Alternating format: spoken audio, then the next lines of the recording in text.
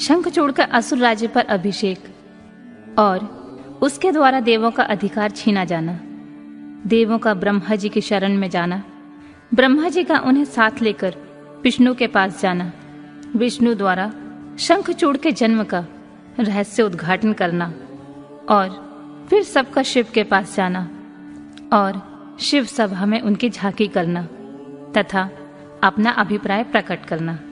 सनत कुमार जी कहते हैं, महर्षि, जब शंखचूड़ ने तप करके वर प्राप्त कर लिया और विवाहित होकर अपने घर लौट आया, तब दानवों और दैत्यों को बड़ी प्रसन्नता हुई। वे सभी तुरंत ही अपने लोकों से निकलकर अपने गुरु शुक्राचार्य को साथ लेकर दल बनाकर उनके निकट आए और विनय पूर्वक उन्हें प्रणाम करके अनेकों प्रकार से आदर प्रदर्शित करते हुए उसका स्तवन करने लगे। फिर उसे अपना तेजस्वी स्वामी मानकर अत्यंत प्रेम भाव से उसके पास ही खड़े हो गए। उधर दंभ कुमार शंखचूड़ ने भी अपने कुल गुरु शुक्राचार्य को आया हुआ देखकर बड़े आदर और भक्ति के साथ उन्हें साष्टांग प्रणाम किया। तदनंतर गुरु शुक्राचार्य ने समस्त असुरों के साथ सलाह करके उनकी सम्मति से शंखचूड़ को दानव और असुरों का अधिपति बना दिया। दंभ पुत्र शंखचूड़ प्रतापी एवं वीर तो था, उस समय असुर राज्य पर अभिषिक्त होने के कारण ही वह असुर राज विशेष रूप से शोभा पाने लगा। तब उसने सहसा देवताओं पर आक्रमण करके वेग पूर्वक उनका संहार करना आरंभ किया।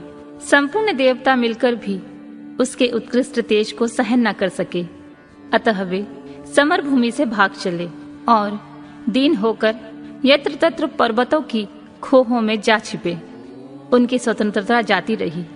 वे शंखचूड़ के वशवर्ती होने के कारण प्रभाहीन हो गए। उधर शूरवीर प्रतापी दंभ कुमार दानवराज शंखचूड़ ने भी संपूर्ण लोकों को जीतकर देवताओं का सारा अधिकार छीन लिया।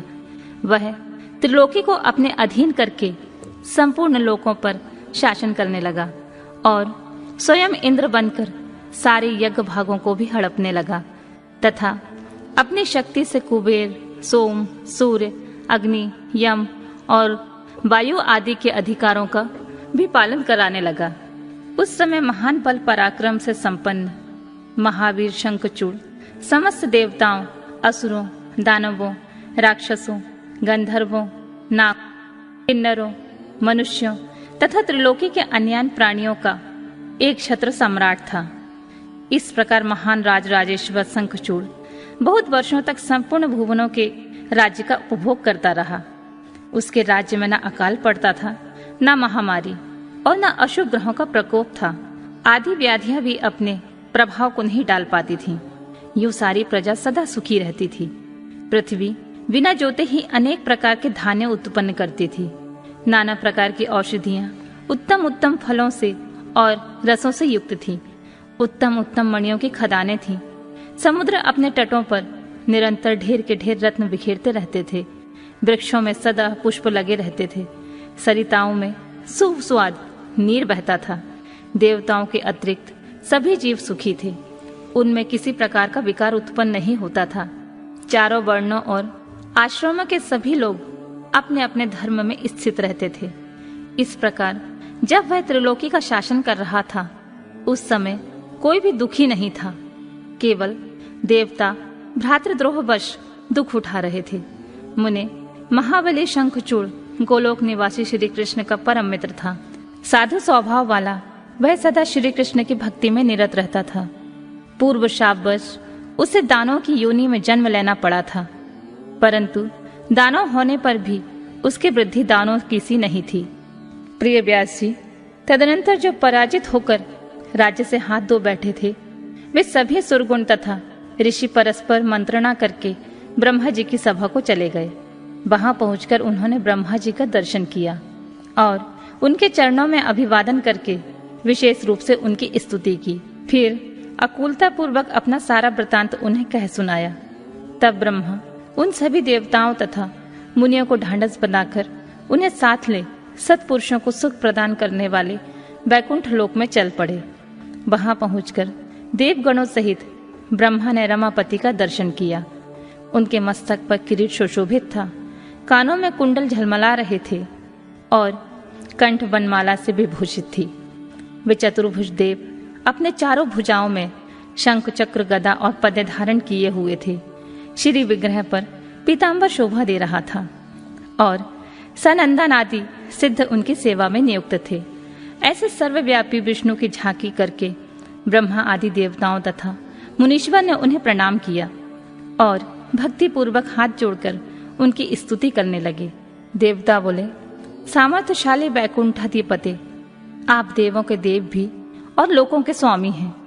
आप त्रिलोकी के गुरु हैं। श्री हरे, हम सब आपके शरणापन्न हुए हैं। आप हमारी रक्षा कीजिए। अपनी महिमा से कभी युक्त न होने वाले ऐश्वर्यशाली त्रिलोकेश, आप ही लोकों के पालक हैं। गोविंद, लक्ष्मी आप में निवास करती है और आप अपने भक्तों के प्राण स्वरूप हैं।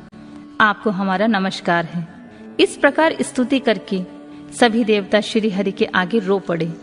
उनकी बात सुनकर भगवान विष्णु ने ब्रह्मा से कहा, ब्रह्मा, यह वैकुंठ योगियों के लिए भी दुर्लभ है। तुम यहाँ किस लिए आए हो? तुम पर कौन सा कष्ट आ पड़ा है? वह यथार्थ रूप से मेरे सामने उसका वर्णन करो। सनत कुमार जी कहते हैं, मुने, श्री हरि का वचन सुनकर ब्रह्मा जी ने विनय भाव से सिर झुकाकर उन्हें बारंबार प्रणाम किया और अंजलि बांधकर परमात्मा विष्णु के समक्ष स्थित हो देवताओं के कष्ट से भरी हुई शंखचूड़ की सारी करतूत कह सुनाई। तब समस्त प्राणियों के भावों के ज्ञाता भगवान श्री हरि उस बात को सुनकर हंस पड़े और ब्रह्मा से उस रहस्य का उद्घाटन करते हुए बोले। श्री भगवान ने कहा, कमल योनि, मैं शंखचूड़ का सारा वृतांत जानता हूँ। पूर्व जन्म में वह महातेजस्वी गोप था जो मेरा भक्त था। मैं उसके वृतांत से संबंध रखने वाले इस पुरातन इतिहास का वर्णन करता हूँ। सुनो, इसमें किसी प्रकार का संदेह नहीं करना चाहिए। भगवान शंकर सबका कल्याण करेंगे। गोलोक में मेरे ही रूप श्री कृष्ण रहते हैं। उनकी स्त्री श्री राधा नाम से विख्यात है। वह जग जननी तथा प्रकृति की परमोत्कृष्ट पांचवी मूर्ति है। वही वहां सुंदर रूप से विहार करने वाली है। उनके अंग से अद्भुत बहुत से गोप तथा गोपियां वहां निवास करती हैं। वे नित्य राधा कृष्ण का अनुवर्तन करते हुए उत्तम उत्तम क्रीड़ाओं में तत्पर रहते हैं। वही गोप इस समय शंभु की इस लीला से मोहित होकर शापवश अपने को दुख देने वाली दानवी योनियों में प्राप्त हो गया है। श्री कृष्ण ने पहले ही रुद्र के त्रिशूल से उसकी मृत्यु निर्धारित कर दी है। इस प्रकार वह दानव देह का परित्याग करके पुनः कृष्ण पार्षद हो जाएगा। देवेश, ऐसा जानकर तुम्हें भय नहीं करना चाहिए। चलो, हम दोनों शंकर जी की शरण में चलें। वे शीघ्र ही कल्याण का विधान करेंगे। अब हमें तुम्हें तथा समस्त देवों को निर्भय हो जाना चाहिए। सनत कुमार जी कहते हैं, मुने, यूं कहकर ब्रह्मा सहित विष्णु शिवलोक को चले गए। मार्ग में वे मन ही मन भक्त वत्सल सर्वेश्वर शंभु का स्मरण करते जा रहे थे। व्यास जी, इस प्रकार वे रमापति विष्णु ब्रह्मा जी के साथ उसी समय उस शिवलोक में जा पहुंचे जो महान दिव्य निराधार तथा भौतिकता से रहित है। वहां पहुंचकर उन्होंने शिव जी की सभा का दर्शन किया। वह ऊंची एवं उत्कृष्ट प्रभावशाली तथा प्रकाशयुक्त शरीरों वाले शिव पार्षदों से घिरी होने के कारण विशेष रूप से शोभित हो रही थी। उन पार्षदों का रूप सुंदर कांति से युक्त महेश्वर के रूप के सादृश था। उनके 10 भुजाएं थीं, 5 मुख और 3 नेत्र। गले में नील चिन्ह तथा शरीर का वर्ण अत्यंत गौर था। वे सभी श्रेष्ठ रत्नों से युक्त रुद्राक्ष और भस्म के आभरण से विभूषित थे। वह मनोहर सभा नवीन चंद्रमंडल के समान आकार वाली तथा चौकोर थी। उत्तम उत्तम मणियों तथा हीरों के हारों से सजाई गई थी। अमूल्य रत्नों के बने हुए कमल पत्रों से सुशोभित थी। उनमें मणियों की जालियों से युक्त गवाक्ष बने हुए थे, जिसमें वह चित्र विचित्र दिख रही थी। शंकर जी की इच्छा से उसमें पद्यराग मणि जड़ी हुई थी, जिसमें वह बड़ी अद्भुत सी लग रही थी। वह स्वयं अंतक मणि की बनी हुई सैकड़ों सीढ़ियों से युक्त थी। उसमें चारों ओर इंद्रनील मणि के खंभे लगे थे, जिन पर स्वर्ण सूत्रों से ग्रथित चंदन के सुंदर पल्लव लटक रहे थे, जिसमें वह मन को मोह लेती थी। वह भली भांति संस्कृत एवं सुगंधित वायु से सुवासित थी।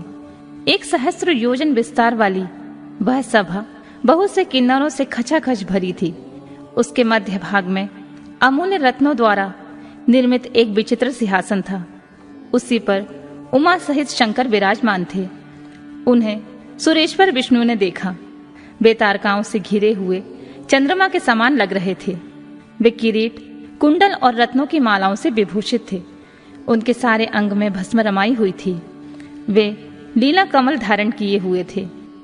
महान उल्लास से भरे हुए उमाकांत का मन शांत और प्रसन्न था। देवी पार्वती ने उन्हें सुवासित तांबूल प्रदान किया था, जिसे वे चबा रहे थे। शिवगण हाथ में श्वेत चमर लेकर परम भक्ति के साथ उनकी सेवा कर रहे थे और सिद्ध भक्तिवश सिर झुकाकर उनके स्तवन में लगे हुए थे। वे गुणातीत, परेशान, त्रिदेवों के जनक, सर्वव्यापी, निर्विकल्प, निराकार, स्वेच्छा अनुसार, साकार, कल्याण स्वरूप, माया रहित, अजन्मा, आद्य, माया के अधीश्वर, प्रकृति और पुरुष से भी परात्पर, सर्वसमर्थ, परिपूर्णतम और समता युक्त हैं। ऐसे विशिष्ट गुणों से युक्त शिव को देखकर ब्रह्मा और विष्णु ने हाथ जोड़कर उन्हें प्रणाम किया और फिर वे स्तुति करने लगे। विविध प्रकार से स्तुति करके अंत में वे बोले, भगवान, आप तीनों और अनाथों के सहायक, दीनों के प्रतिपालक, दीनबंधु, त्रिलोकी के अधीश्वर और शरणागत वत्सल हैं। गौरीश, हमारा उद्धार कीजिए। परमेश्वर, हम पर कृपा कीजिए। नाथ, हम आपके अधीन हैं। अब आपकी जैसी इच्छा हो वैसा करें।